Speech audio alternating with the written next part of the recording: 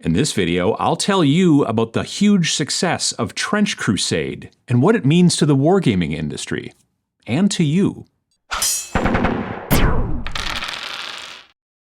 Back in May of this year, I did a video here on the channel about skirmish games with potential, which you can check out here. Pachow. And I talked about several new skirmish games that I like and a few that I hadn't really been able to play yet, mainly due to them being in, beta rules and stuff like that. But I really liked the idea of those games, and I was looking forward to seeing where they were going and then, checking them out later. One of those games that I talked about in the video was called Trench Crusade.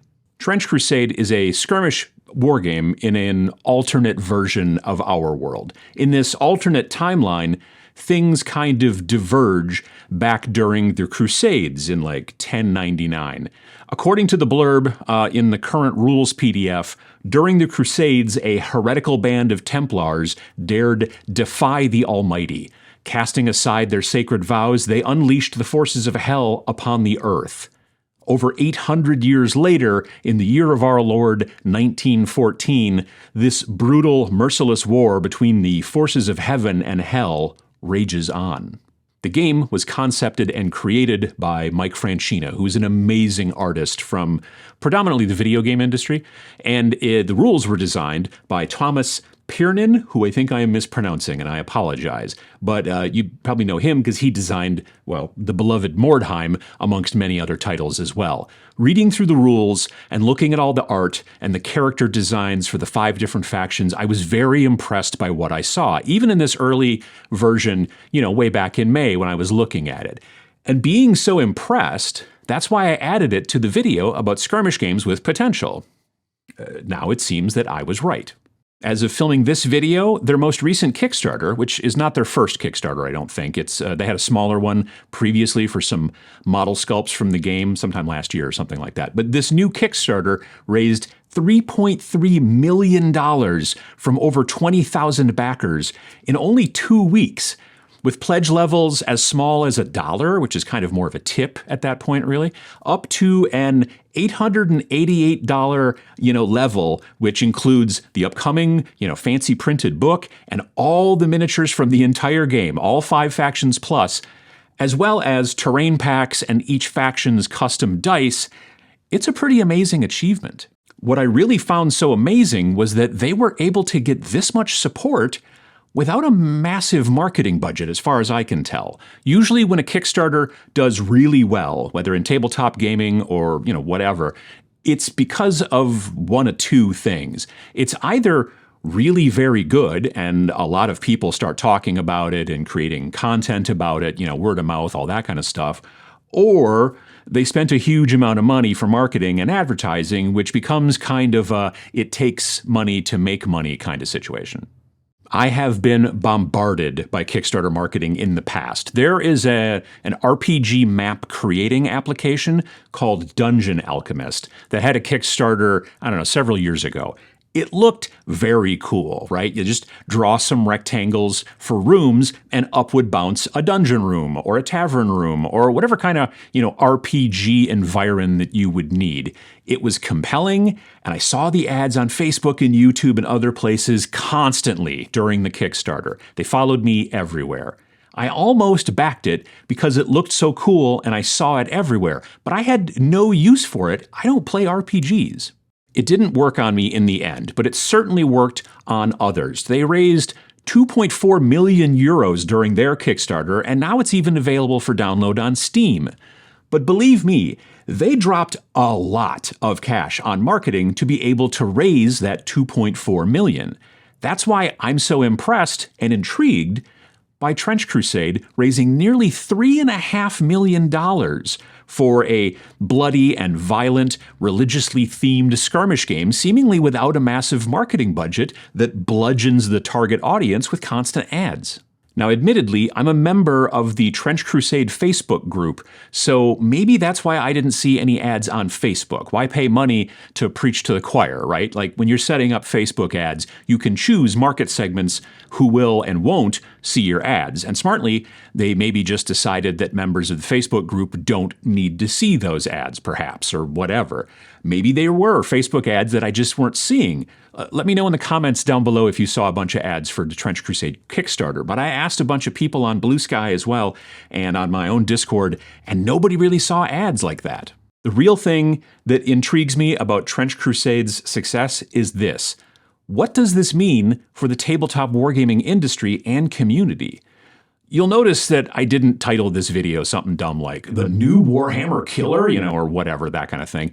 But I do feel that this success, again, nearly $3.5 million in a 2-week campaign with very little marketing budget, I do feel that that's some kind of a statement, perhaps a mandate, about what many wargamers actually want in their gaming as we head into 2025. From my own point of view, things that drew me to Trench Crusade. I saw a random flyer or poster or something at Adepticon this year, and I liked the logo and the art that I saw on said poster or whatever, flyer. And then I looked online for it, and then I was able to find it, which always helps when you can actually look online and find it. It can literally be something as simple as that.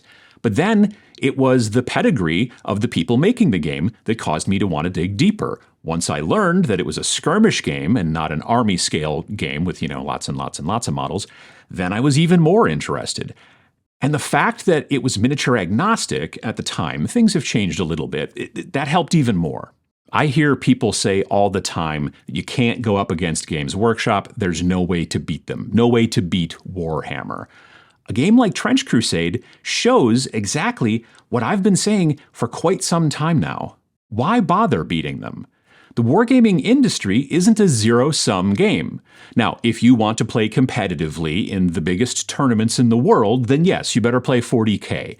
But 20,000 people pledging near $3.5 million to a project from a small group of people with nearly no marketing budget shows something. It shows that skirmish-style games are still quite popular to a lot of people. I've seen a few folks in the Facebook group ask if there'll be like an army-scale version of Trench Crusade in the future, but most players seem totally happy with the smaller forces. Cheaper, fewer models to paint and to store, generally quicker games as well. I know that the skirmish scale is a necessity to me. I'm highly unlikely to play any kind of army-scale game anymore, and it seems that the Trench Crusade crew made the right choice in choosing skirmish. This also shows that you don't need to make fancy plastic miniature kits to do well either. This game is promoted as miniatures agnostic. Technically, all war games are miniature agnostic if you believe in yourself, but some companies don't agree with that.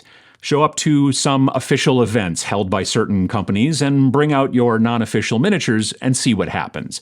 But the Trench Crusade people promote miniature agnostic modeling and also produce an entire line of STL files for you to 3D print at home if you so choose.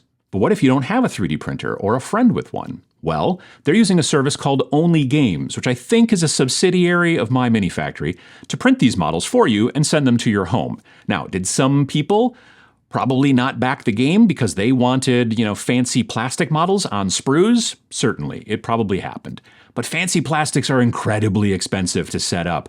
And a lot of folks still backed the warband level pledges for physical models, knowing they're not plastic models, with the sprues and all that stuff, in comparison to the STL versions. So they've got both bases covered.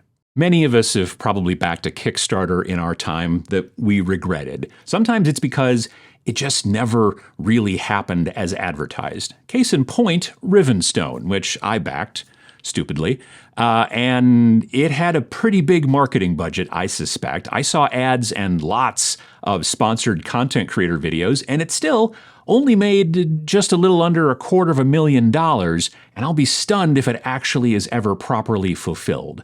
Other times, the Kickstarter is regretful because it did finally show up, sometimes much later, but not always, and then you kind of just don't care anymore. I think the big benefit of this Kickstarter, besides the amazing art, besides the cool theme, Besides the stellar talent making the game and sculpting the models, besides the skirmish scale, and besides embracing miniature agnostic modeling, is that the game is already out there and folks are playing it. It's available at their website for free right now. The success of this Kickstarter shows that indie games can be very viable, even in this time of Games Workshop dominance, especially when they're good and what the people want. It doesn't have to be all fancy plastics. Now, I don't know if this is necessary, but for full transparency, I've never interacted with any of the folks that made this game, as far as I know. And I did back the Kickstarter myself, but only at like the $5 level, right? Personally, I don't really want the printed book that they're going to be shipping with all the lore and the art and stuff like that. I'm not really a lore guy. And as I said, they make the rules available online for free. But I did want the option to be able to order the STLs for certain models at the slightly discounted Kickstarter prices once I figure out what faction or factions I'm actually interested in. I haven't made that decision yet. If you missed all of this, maybe this is the first time that you're even hearing about Trench Crusade and you didn't get a chance to, back the Kickstarter, there will be a late pledge manager opening up in a week or two from the launch of this video, according to what I saw in the Facebook group. You could then get in and pledge for stuff from the campaign if you wanted to. However, the models, being STLs and, print on demand basically, should always be available later on in the future if you decide to get into Trench Crusade down the road, let's say in 2025 or even 2026. Now, if you want the fancy book, then you might want to get in on that late pledge manager when it pops up. That will probably be a limited thing. Seeing nearly unknown but really good wargaming projects doing well, $3.3 million well, goes to show that there are options out there besides Games Workshop if you want them. And they don't even need fancy plastic miniatures. What do you think? Did you back the Kickstarter like I did? Are you waiting to see what happens instead, perhaps? Maybe get into that late pledge manager thing or whatever? Or is Trench Crusade just not for you? Let us all know down in the comments below. If you liked this video, please hit the like button down there as well. It really helps out the channel and it helps me out as well. If you want to see videos like this every single Friday, hit the subscribe button while you're down there as well. It's free. Thanks for watching.